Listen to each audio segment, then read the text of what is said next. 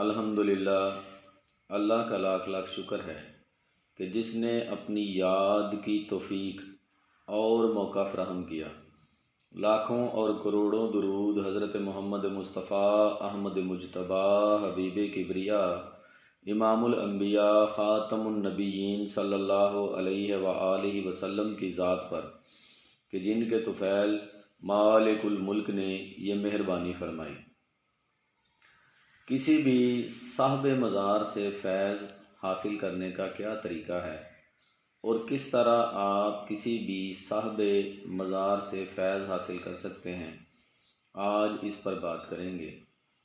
اکابرین نے اور مختلف اولیاء کرام نے جو طریقہ بتایا ہے اور وہ بوسیلہ میرے مرشد پاک پیر ہارون الرشید صاحب آف موہڑا شریف مری کے توسل تک مجھ تک پہنچا ہے، اور اب وہ میں آپ کے سامنے بیان کروں گا۔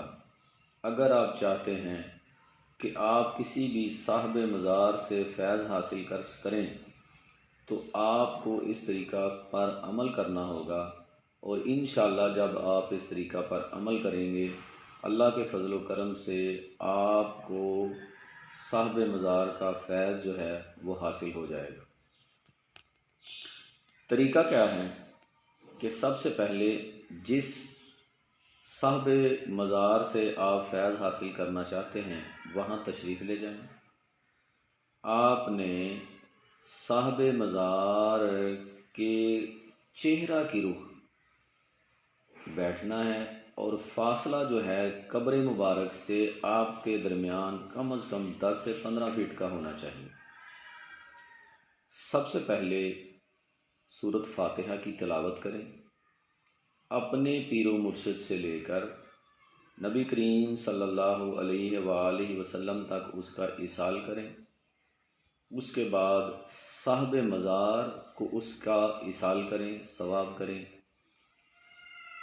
ایصال کرنے کے بعد آپ نے آنکھیں بند کر لینی ہیں اور اپنے دل کی طرف متوجہ ہونا ہے، اور اپنی زبان سے یہ الفاظ آپ نے دہرانے ہیں کہ میں اپنے دل کی طرف متوجہ ہوں، میرا دل صاحب مزار کے دل کی طرف متوجہ ہے، اور صاحب مزار کے دل سے نور، روشنی، فیض جو ہے وہ میرے پیر و مرشد کے دل پر منتقل ہو رہا ہے، اور پیر و مرشد کے دل سے میرے دل پر منتقل ہو رہا ہے۔ یہ الفاظ دہرانے کے بعد آپ اپنے دل کی طرف متوجہ رہیں گے، اور یہ خیال کریں گے کہ صاحب مزار کا فیض میرے دل میں آیا کہ آیا۔ خیالات آئیں گے، آپ کو بھٹکانے کی کوشش کریں گے، لیکن آپ نے یہ پریکٹس جاری رکھنی ہے۔ آپ نے اپنے دل کی طرف متوجہ رہنا ہے۔ جو ہی آپ کے خیال بھٹکنے لگیں پھر آپ یہ الفاظ دہرا لیں کہ میں اپنے دل کی طرف متوجہ ہوں، میرا دل صاحب مزار کے دل کی طرف متوجہ ہے، اور جو صاحب مزار ہیں ان کے دل سے نور، فیض، روشنی جو ہے وہ میرے پیر و مرشد کے دل پر منتقل ہو رہی ہے، اور میرے پیر و مرشد کے دل سے وہ دوبارہ پھر میرے دل میں منتقل ہو رہی ہے۔